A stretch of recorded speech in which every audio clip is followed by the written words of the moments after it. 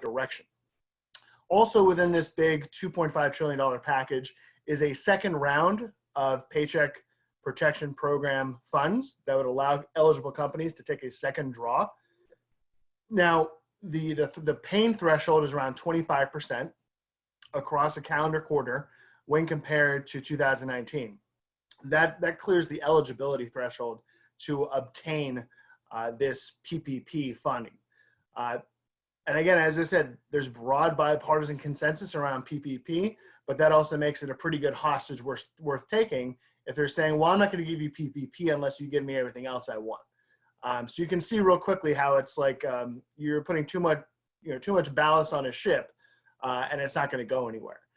So another issue that they've put into this package is the employee retention tax credit. I know some bigger companies have definitely taken ERTC. And what that allows you to do is to take a portion of your payroll for working employees if you have under 100 employees. And those working employees, essentially the government will provide $5,000 per employee on their payroll as an advanceable tax credit. This Jobs Credit Act, this new ERTC that's in this bigger bill, would not only enhance the amount of money that you can get for this employee retention tax credit, but it would allow you to take it even if your employees were working in your bigger company, up to 1,500 employees. So that's a big deal because that means more companies can access ERTC, and more employees could include their salary under those tax credits. So those are pretty good steps. And here's a big thing, especially for the finance folks, for your PPP loan. I know everyone's waiting to get forgiveness for that PPP loan, but you're also have been reading that you aren't allowed to take standard tax deductions if you've gotten a forgiven PPP loan. We've been fighting this tooth and nail for months, and that's been really challenging for us because it hasn't gotten anywhere. And here we are in essentially October. We're in Q4 of 2020, and we haven't seen that deduction issue addressed. But they addressed it in the HEROES Act 2.0, which is encouraging. But as I said before, this is all the federal conversation going on right now with a lot of bipartisan consensus. And it gets us pretty concerned that there's not a path forward for this as we are entering Q4 of 2020. Now, we've had some conversations. What's going to get us, what's going to break this logjam? Is it going to be a scary debate performance? I don't know. It doesn't seem like that's opened up anything. Is there going to be more economic calamity that is just on the headlines, it's on the news, and oh my goodness, we have to do something right now? Well, we're starting to see that. Disney just announced that around 28,000 layoffs are coming between California, Florida, and some other properties. Florida is a big state. You know, it was 20 years ago when Florida made that famous chalkboard, the famous whiteboard of Tim Russert. It's a pretty important politically, and that's a pretty prominent company, and it's very smart. So if they're losing nearly 30,000 jobs, what does that mean for other smaller businesses, regional businesses, and companies like ours within the National Restaurant Association? So that's something that we're watching closely. If that kind of economic tailspin becomes so evident that we know we have to do something. I'll also put this on people's radar. 8:30 in the morning on Friday, October 2nd, you get the September jobs numbers. Everyone wants to point to a good jobs report during a national election. If it doesn't look so good, that's a really important data point. So we're trying to use every tool at our disposal to say this has to happen, there needs to be relief. That being said, that first part, and Patty, did you have any questions? Oh, I see a question. I actually did. There's a question that came in. Let me just pull it up from it. I have a restaurant that opened in 2020. Are there any government incentives I can avail to a party from payroll taxes? Yes, you should. On payroll taxes specifically, you can access the employee retention tax credit. If you open up a restaurant, you have less than 100 employees, you can access the employee retention tax credits through the IRS, and you can get a refundable tax credit using, I'm sorry, I'm getting into the weeds real quick, but using Form 7200 you can actually apply for a refundable tax credit to retain your employees that you've opened this year. And if you have less than 100 employees, and if you just opened this year, I assume you do have less than 100 employees, they can be working in your restaurant while you take the tax credit right now. So let's go into the more cynical part of this is, the bipartisan legislation is not getting done. So what do we do now across the next 6 months to maintain solvency and knock on wood, make it into summer of 2021? One of those things that we wanted to talk about today is if you look up something called the CARES Act local and state funding. And you can look it up. It's from the U.S. Treasury. It's U.S. Treasury. It's treasury.gov. And it's the CARES Act provides assistance for state, local, and tribal governments. The CARES Act that passed in late March 2020 provided around $150 billion in a state and local fund. And for any local government with a population of over 600,000 people, you can access this money.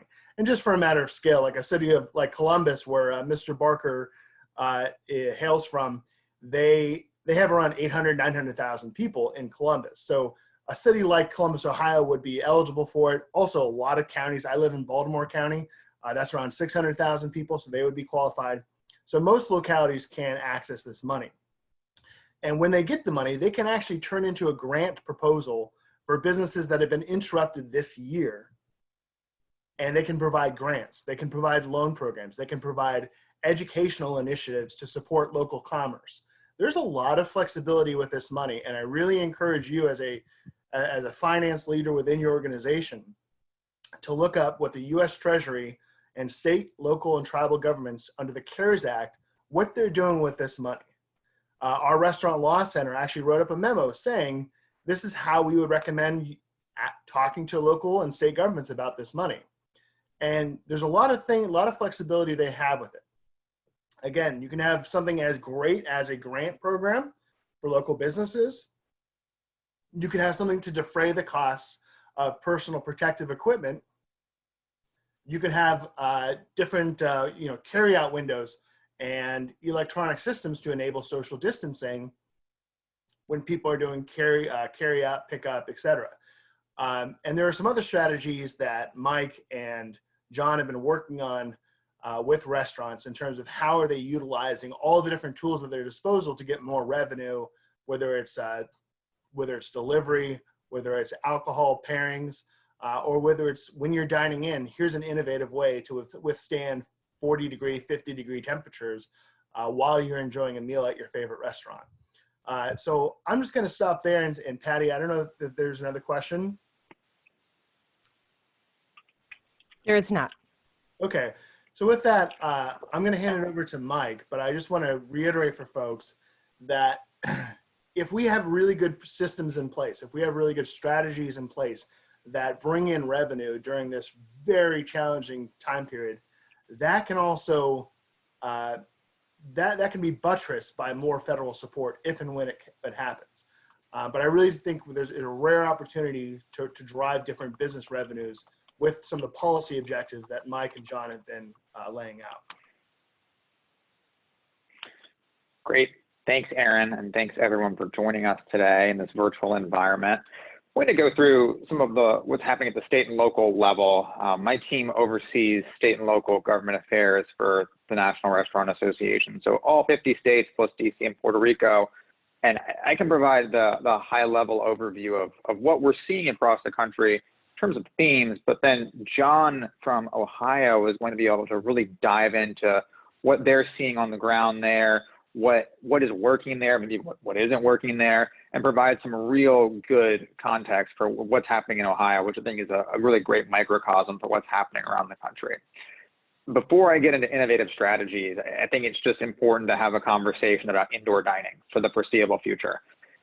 Ever since restaurants were first shut down in March, early April, and only allowed to operate for takeout, delivery, and drive-through, our team has been working around the clock on this issue to try to get restaurants back open, obviously in as safe and healthy of a manner as possible for customers and employees, but also realizing that indoor dining is essential. So we had states go at different intervals in terms of reopening. Some threw open the doors pretty quickly, perhaps a little too quickly, and saw caseloads go up. Others were very, very slow, especially states that were the hardest hit by COVID-19, looking at New York and other places that are just now beginning to reopen indoor dining. We've seen some states that have gone fast, moved back, some that have gone slow and then slowed things down even more. It's really been all over the place. We've tried to create maps in the past to explain how this is looking, and it's honestly been almost impossible to keep track of because things change really on an almost daily basis. The point I wanted to make on this is, as we look at the fall season, where more people will be inside, which means there will almost certainly, unfortunately, be increases in caseloads. We're already starting to see that after a decline in the latter summer months. Cases are starting to go back up, especially in certain states. You collide that with flu season, and unfortunately has the potential to be a very difficult fall. What that means is that the indoor dining conversation is going to continue to be complicated. Over the past couple of weeks, as cases have gone down, more and more states have reduced restrictions and opened up more dining rooms. States that did not allow bar service previously are beginning to allow more bar service. It's hard to crystal ball and figure out what this looks like in a couple of weeks, but this conversation is going to continue. You have to be nimble, you have to be flexible, and you really have to look at your indoor dining profile and ask yourself the question, can I be profitable or break even or even just lose enough money to get by if I can't have indoor service or if I only have 25% service? Because while we hope that isn't the case, it is certainly something that could happen in the coming months. Our team is continuing to work with our state restaurant association partners like John and like others to, in as safe a manner as possible, put out positive science and talk about all that restaurants are doing to encourage city lawmakers and state lawmakers to expand indoor dining. But end of the day, it is an ongoing conversation that is going to continue this fall. It'll continue this winter, and it will honestly continue as long as COVID is a part of the environment we're dealing with. The other tactics I'm about to talk about in terms of outdoor dining, to-go, alcohol, all of those things, we as an association realize there is no substitution for the resumption of full indoor dining at full capacity. Without a doubt, if restaurants are going to get back to the previous status quo, we have to at some point get to complete indoor dining. So don't take any of these as a complete substitute, because our team is constantly out there working to try to get restaurants as open again in as safe a manner as possible back to almost full indoor dining. But we're also realistic that in many states that is unlikely in the foreseeable future. So these are additional tactics that we are encouraging all operators to take advantage of to be versatile. The operators who we are seeing thrive right now are the ones who are constantly changing, constantly innovative, constantly changing what is happening inside their restaurant and outside, doing operative things they weren't doing even 4 weeks ago, and constantly changing. And all of these tactics are ways you can be adaptive. So first, outdoor dining. And I'd love for Patty, if you can queue up the first interactive poll question we have here to ask how many folks are utilizing outdoor dining currently. I'll give everyone a minute or so to react to that. But this is an issue.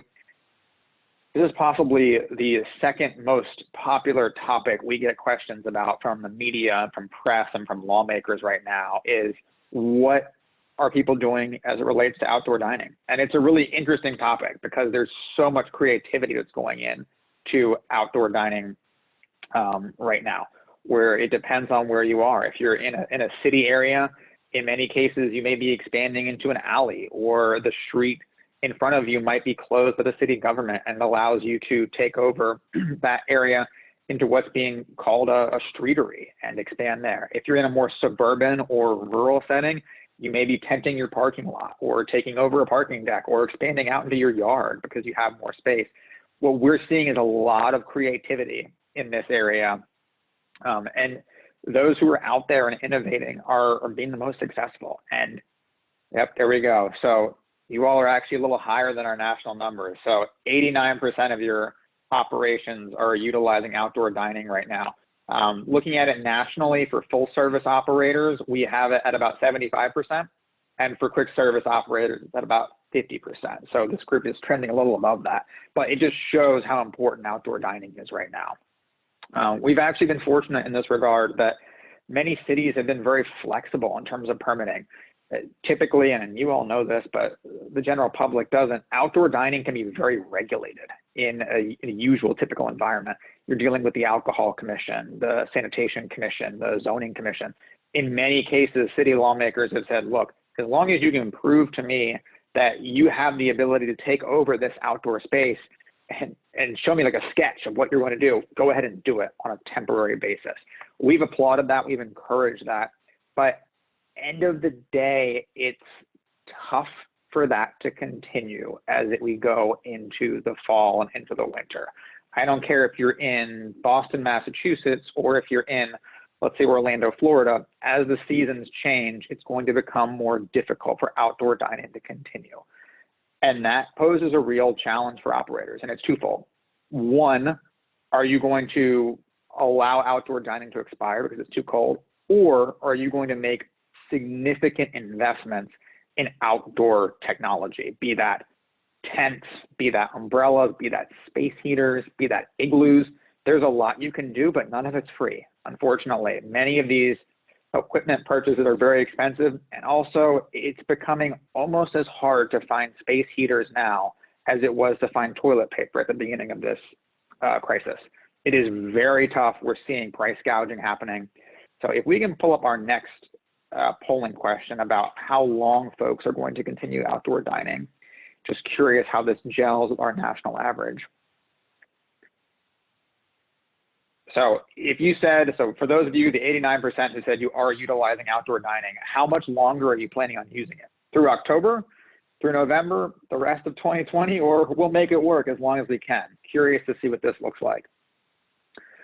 I will note, in terms of what the National Restaurant Association is doing in this space, we sent a letter to the U.S. Conference of Mayors, which is the large kind of almost like a trade association of mayors around the country, encouraging mayors to do whatever they could to expand and promote the outdoor dining season. So there are a couple of jurisdictions, looking at Washington, D.C. specifically, that are giving $6,000 grants to all restaurants for winterization purchases. So getting heaters, getting tent, all of that's being covered. $6,000 is not going to winterize a gigantic space, but it's certainly a very, very positive start.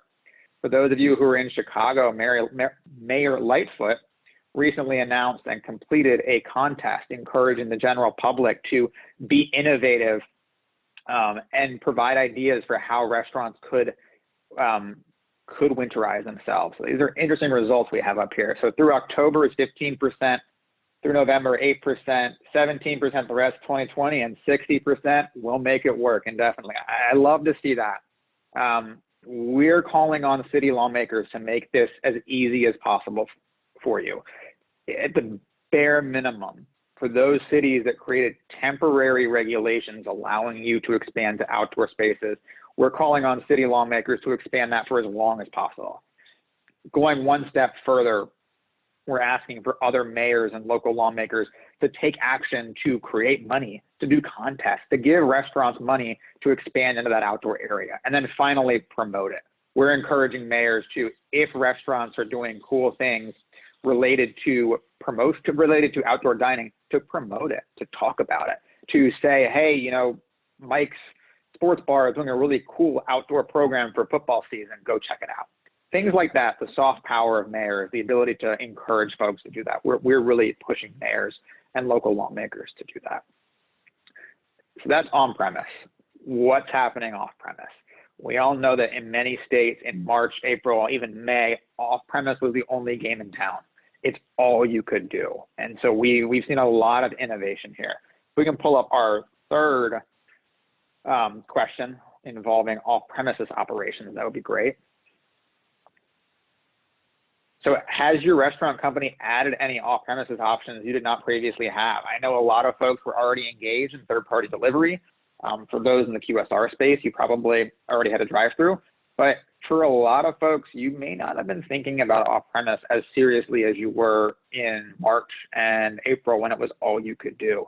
So we're seeing a lot in this space. It's creative. It's really interesting stuff. There's been a lot of conversation about delivery versus in-house, either in-house or third-party delivery. But what we're hearing more and more about is that, especially in suburban or more rural areas, curbside is king right now. And a lot of places that previously did not offer curbside or had a takeout option that wasn't fully developed are now getting fully involved in curbside to go and encouraging that. While prior to COVID, we never really engaged with local lawmakers about parking regulations, at least at the national level. A lot of our state partners did. We've been having conversations now about what can be done in terms of parking regulations, in terms of zoning regulations to create those curbside spaces. All right, so our results are back up.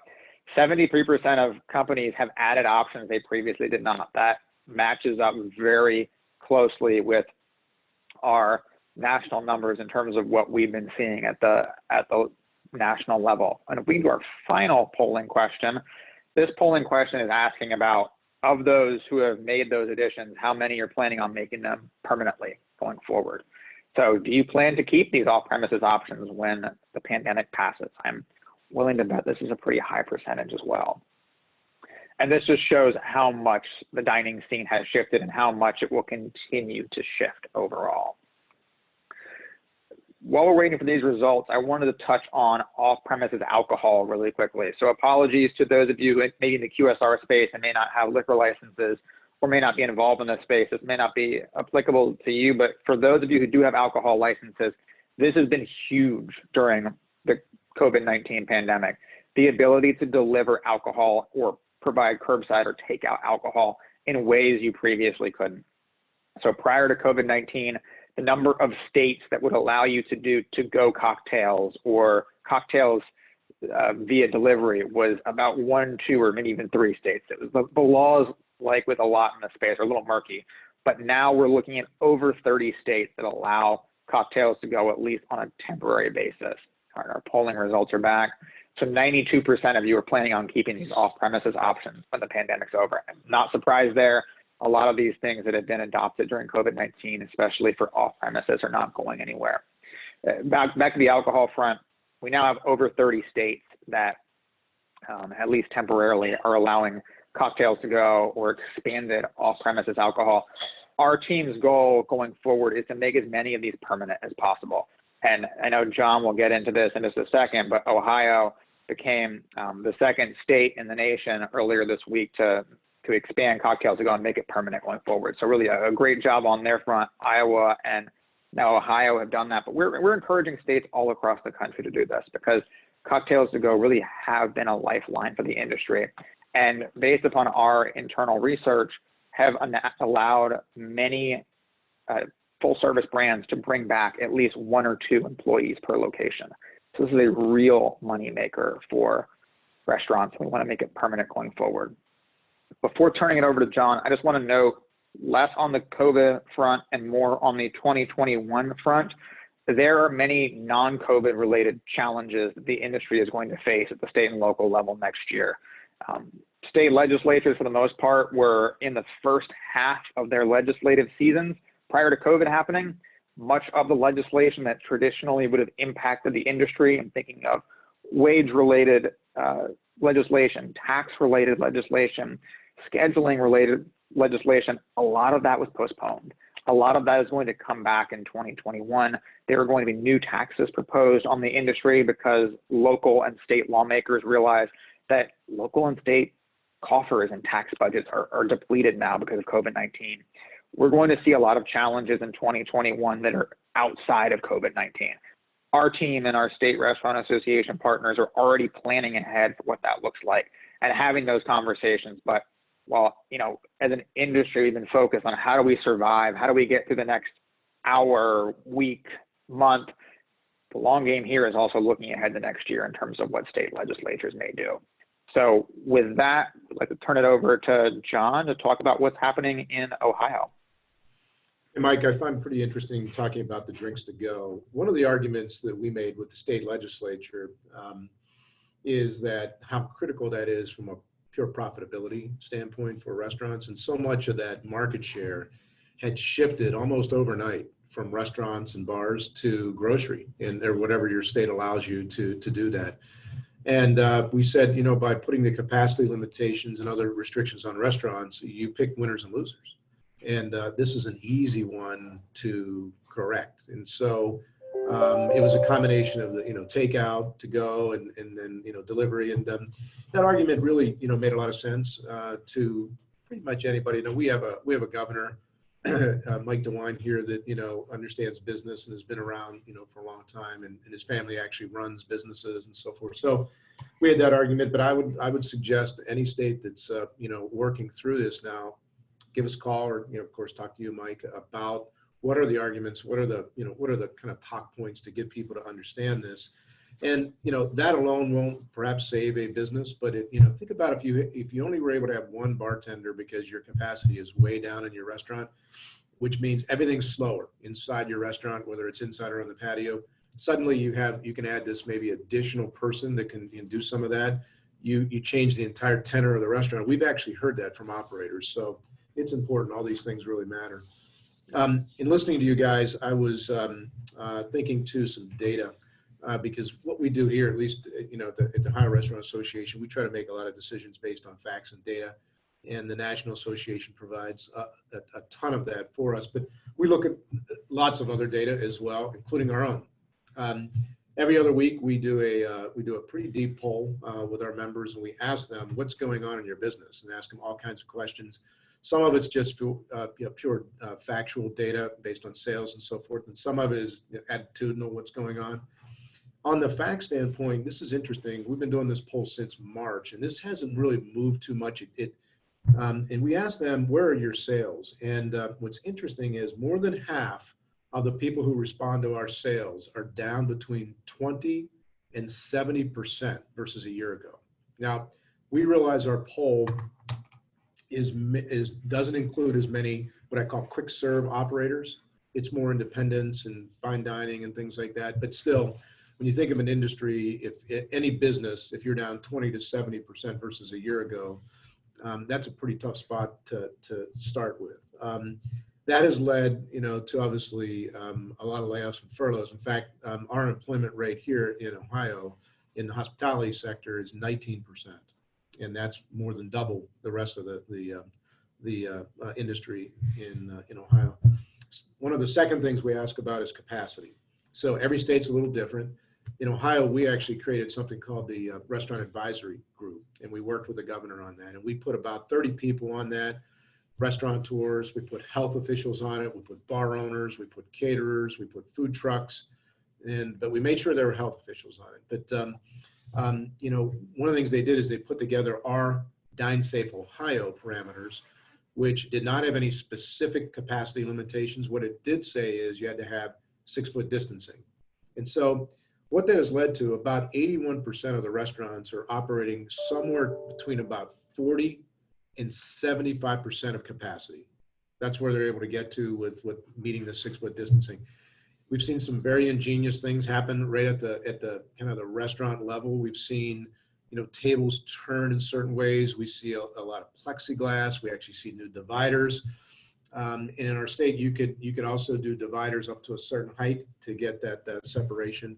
And so people are trying to get their capacity as high as they can, but still, you know, the upper end of the capacity that I have seen, and we visited a lot of restaurants here in the last couple of months, is about 75%.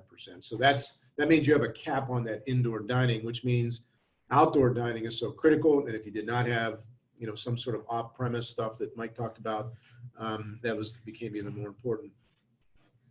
Here's the last piece of data I'll share with you. We asked restaurants if conditions stay the same. So the current capacity limitations, consumer reticence, which is pretty significant if you look at a lot of the data that's out there from people who, you know, poll people in society. What was interesting, 61% of our owner-operators said that they will not survive another 9 months if conditions stay the same. One of those conditions are we don't get PPP, which Aaron already addressed. So that's a pretty tough number, and it's one that we look at very carefully each time we get that polling data, because it sets kind of an attitude among owners and operators when they answer these questions. And you know, this is no revelation, but the owners and operators that we've seen who have done the best since March are the ones that have said, look, I'm going to do everything I can within reason to retool my business. And they've stepped back and looked at everything. If you're a fine dining restaurant and you really weren't a big fan of takeout or delivery because you didn't believe you could deliver hospitality through delivery or takeout, you're missing that big component of the things that separate your business. You have to ask yourself, well, am I willing to do those things because I don't know when COVID's going to end? And I actually want to be there when we come out the other side, right? And so we've seen many operators who've done that. They've, you know, you've heard this phrase, they've kind of pivoted their business and they've done a number of things. We've seen a tremendous interest and investment in technology. And so we've done a number of webinars, and we share a fair amount of data about how to get to, for example, vastly improving your website for online ordering, to look into perhaps building an app, right? To quickly decide what you're going to do with DoorDash and Uber Eats, right? These are all tough decisions, but we've walked our owner operators through the decision-making process. We've brought people on to webinars who've gone through this, and we said, listen to these folks, call them, listen to their experience, and decide, can you afford to do these things? And more importantly, is there any way you can afford not to do these things? Pick up you know, that third-party contactless. You know, many people have gotten very ingenious. I was sharing with folks a little bit earlier today. We have an operator, rural Ohio, who has kind of a combination farm. You know, it's a lot of kids areas, and you can, you know, go visit and on the farm pet animals and so forth, and batting cages. But they also have 2 restaurants, and they're really known for their ice cream. It's called Young's Jersey Dairy. They actually built a drive-thru for the first time, but it's not a normal drive-thru. It actually winds through the parking lot because they'll have hundreds of cars out there at any given time. And you wind through hay bales through this parking lot, and you pick up your order on the way out and take it home and eat it. Just ingenious, right? And it's things like that that allowed that business, for example, to push their sales versus a year ago higher and higher and higher each week and make some progress. Interestingly, we've also heard from a lot of operators who've said at the kind of the street level, they have completely reset their menus. And nobody really likes to have to get after that, right? But they've tightened down their menus, they've tightened down their SKUs. That means what they're ordering is a lot tighter. So their food cost as a percent of total sales have stayed in line with what they were before, and in some cases actually lowered it. Labor as a percent of sales as people have gotten tighter in focusing on all that, right? Our best operators are figuring out a way. If their labor used to be 28% of sales, they're down to 25. I mean, these are in some cases nickels, dollars, dimes, things like that, but they make a difference because these operators, again, you know, want to come out on the other end. Excellent communication with their guests. We see more and better, what I call street level communication, social media, direct emails and all that. And, you know, it's just incredible. Inside the restaurants, the very best people are talking about safety all the time. There was a bit of a debate at the beginning on this. Would consumers want to see in their face statements and hear more and more about safety? And the answer to that is yes. In fact, the data yesterday from Black Box Intelligence said that, you know, for consumers, safety is still at the top of their mind when they think about going out, whether it's into the workplace or a restaurant or a grocery store. We partnered with the state and developed something called the Ohio Restaurant Promise. And some other states did this as well. And what that was is we built an entire program around a partnership between the restaurant, its employees, and its guests. And we talked about all the things that were going to happen in the restaurant before you got there and when you got there. We actually created signage. We created signage about masks, about social distancing, about where to stand. We made all that social distancing signage available to our members. All they had to do was download it and print it out. And we wanted to make sure that they had all those as advantages.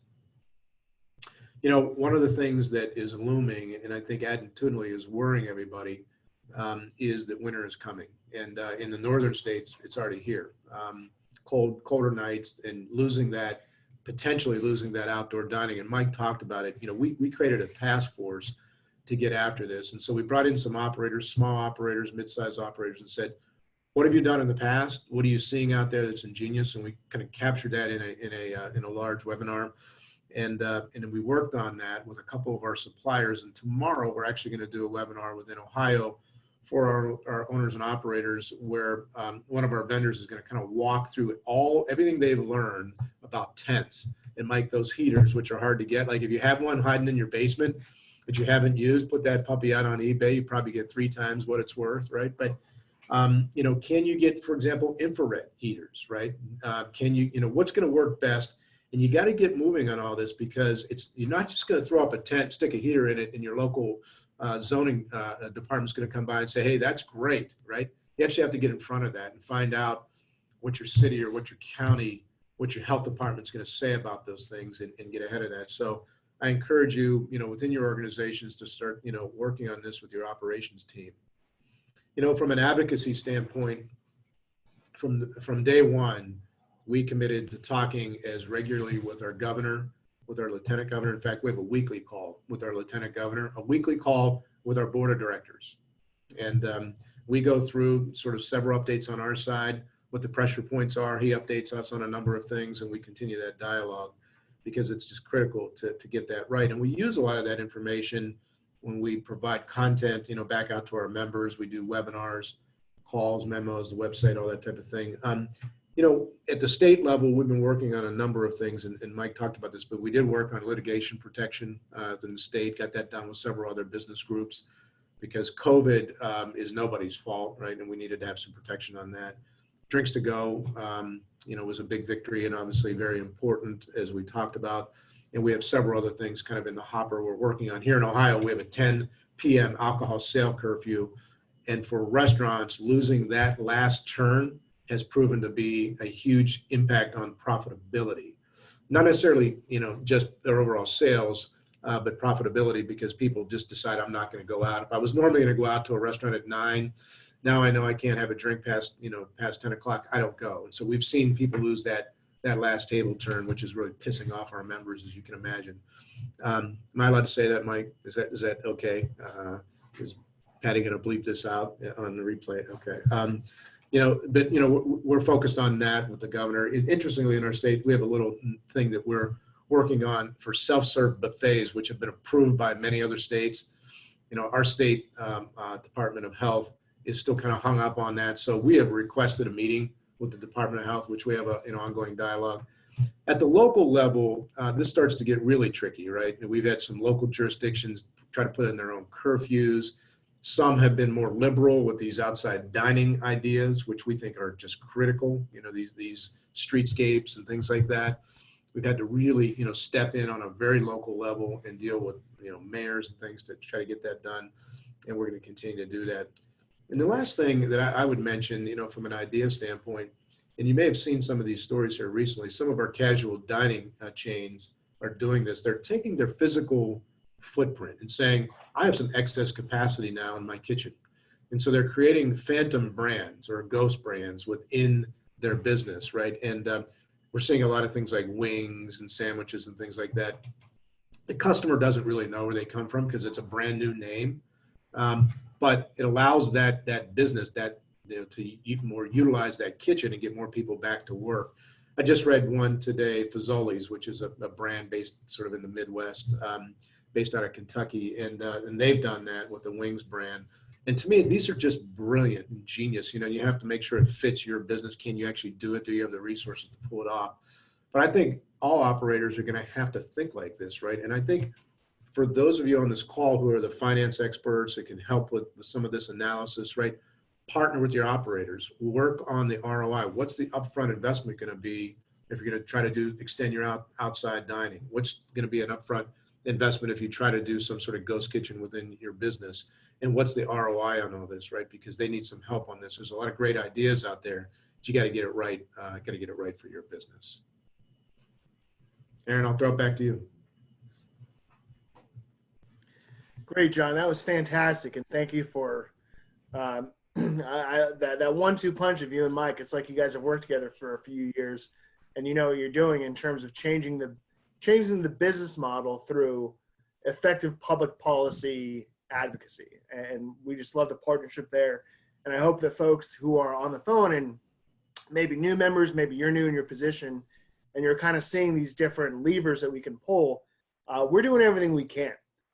You know, we are, you know, I've never gotten yelled at by a cabinet secretary before, but that happened very recently because we were ringing the bell really hard and pushing on our priorities, and we're trying not to take no for any answer whatsoever. So those are all the different ways we're trying to make it uncomfortable for people, for lawmakers, as uncomfortable as you are when you're looking at the P&L statements and the revenue forecast. So we are really trying to channel that through the organization. One thing I did want to to fall back on it and just bring it up for folks, that the planning for the next 3 to 6 months, I know it's extremely challenging, but there are everything from the parklets or the little outside dining and the alcohol to go, the third party delivery, working with your local governments on how to enhance different components of the business. Even things like gift cards coming up on the holidays can be a new way of getting equity into the business and saying, if we can't travel right now due to Thanksgiving or Christmas or the holidays, if this is a 2021 welcome back that you want, and you want your local eateries to be open, we need help on gift card management. And state and local governments can help with that as well and getting that message out. Patty, are there any questions that we can address that have come up? No, Aaron, nothing that's come in. Okay.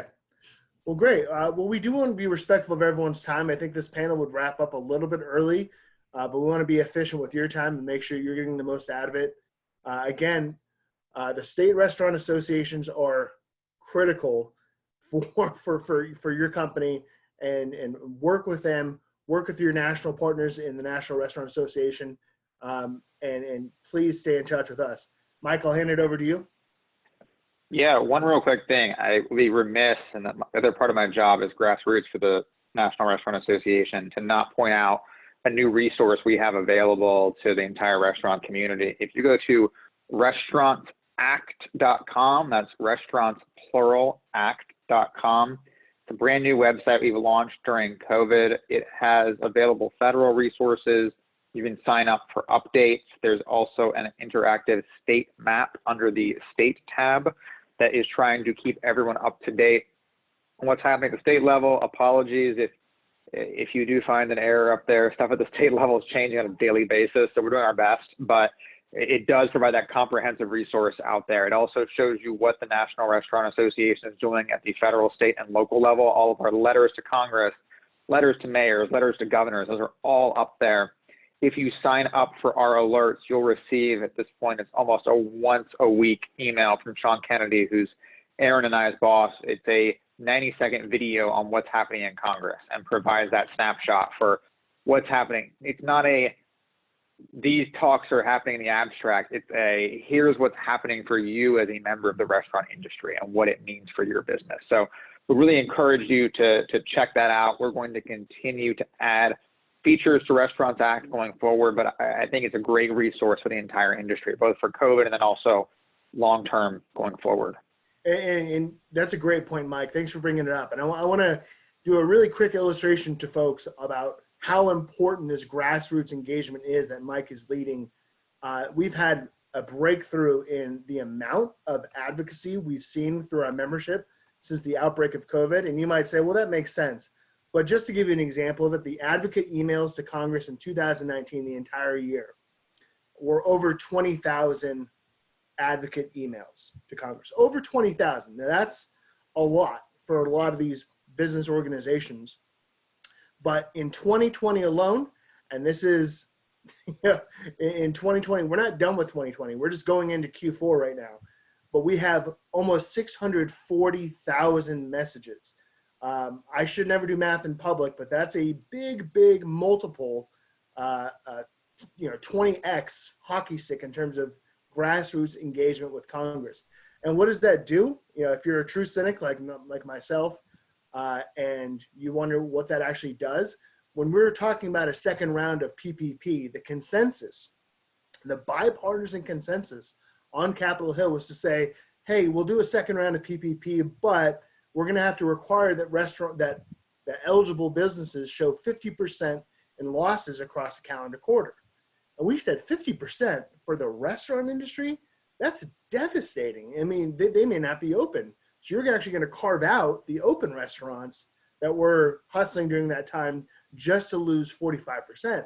So we did the data, we did the advocacy, and then we got thousands of messages through restaurantsact.com that was able to move that consensus. So the consensus on Capitol Hill this summer and in August was 50% is the appropriate threshold for a second round of PPP. That has changed. By September, the Senate said, we'll move it down to 35%. By this past week, the HEROES Act 2.0, it's down to 25%. So you are able to change the consensus. You're able to drive a message in an important way. Now, of course, we have to get across the finish line, but that's just a quick illustration of how effective your engagement as restaurants and your employees are in this conversation and the next one to come in 2021. Aaron, it's interesting. We got feedback that from some of our representatives in DC that said the restaurant industry sucked the air out of the Capitol. And that was a compliment. Absolutely. Yeah. And just, I know we're having a restaurant specific conversation, but advocacy as a whole is changing because of COVID. We used to host what we called restaurant roundtables in restaurants, where you would bring an elected leader to a table and have 10 or so restaurateurs sit there and talk. And that can certainly happen in certain jurisdictions, but it can't happen everywhere. So we're doing a lot of virtual events, virtual roundtables. And it's surprising when lawmakers just have to log onto their computer versus going to an actual restaurant. They're suddenly available more frequently. So we've seen some real great success in having virtual roundtables and virtual conversations. We've also launched a new part of our website where you can submit a video, and we've had local operators, big operators, really just talking about their challenges and humanizing the issue. We can put stats out there like 1/6 of all restaurants have closed, and that's a huge number, and it does have that impact. But when we can have people literally talking to their iPhones and doing a video that we can then send to a lawmaker in a particular district to show you, look, your favorite restaurant is in danger of dying. It really makes an impact. And these are technological features that existed prior to COVID but weren't utilized. That has really made it very easy for you to, from within your restaurant, really have an impact with lawmakers through technology. Terrific. Well, thank you, gentlemen. Some great conversation. So that'll do it for now for us. Please enjoy about 22-minute break. To attend the next session, be sure to refer to the agenda for the link to the 1:45 CFO panel session. We'll see you then. Thanks so much. Thank you.